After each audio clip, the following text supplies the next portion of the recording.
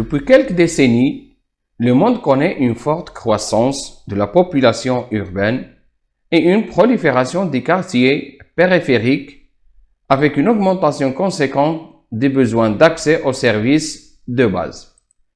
Cette croissance de population est accompagnée par l'évolution des modes de consommation et l'urbanisation accélérée, ce qui demande une utilisation abusive de la matière organique, les substances combustibles comme le pétrole, le charbon et des diverses substances organiques d'origine animale ou végétale qu'on utilise pour l'alimentation, ainsi que l'utilisation de la matière inorganique comme le sable, le verre, les métaux, les sels minéraux.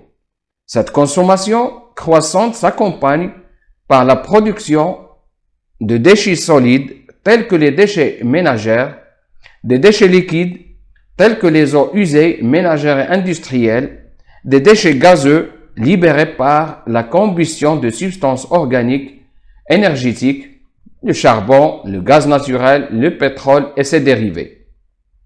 Alors, en absence d'une bonne gestion de l'accumulation de ces déchets dans la nature, peut devenir une source de nuisance pour les différents milieux de l'environnement, pour la santé de l'homme et pour l'économie. Dans certains cas, ces déchets sont très souvent éliminés dans des décharges sauvages ou encore dans des points noirs et dans les cours d'eau sans aucun traitement ni contrôle.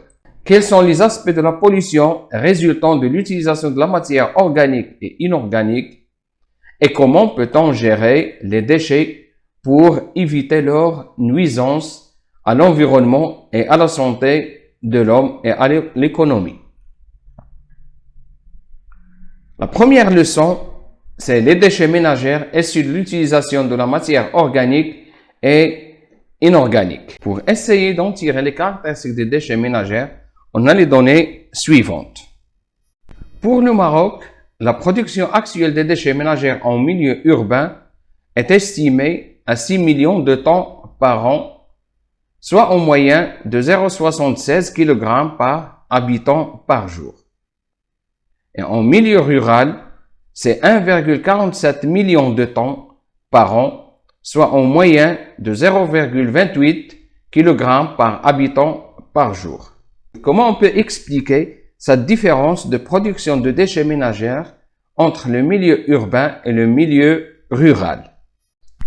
Pour comprendre cette différence, on doit déterminer de quoi il est composé les déchets ménagers.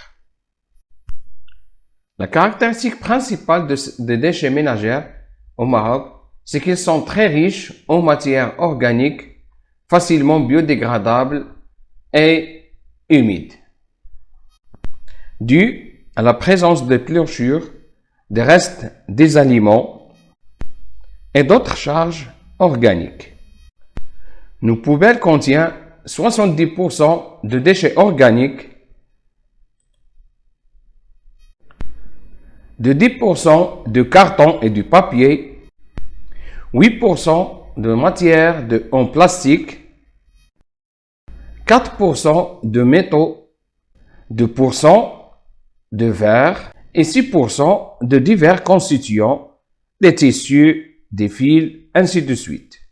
La caractéristique principale de ces déchets ménagers, c'est qu'ils sont très riches en matières organiques, facilement biodégradables, ou d'autres matières persistantes très longtemps dans l'environnement, comme le plastique et le verre. Si on fait une comparaison de différents constituants de nos poubelles, le carton, il reste presque un mois, les mégots de cigarettes de 1 à 2 ans, les canettes jusqu'à 500 ans, les bouteilles en plastique peuvent rester dans la nature jusqu'à 1000 ans et les bouteilles en verre ou bien les résidus de verre elles peuvent arriver jusqu'à 4000 ans.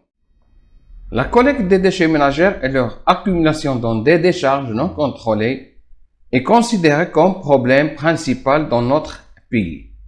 Pour le Maroc, le taux de collecte professionnalisé est de 90%, concerne 90 contrats et 106 communes.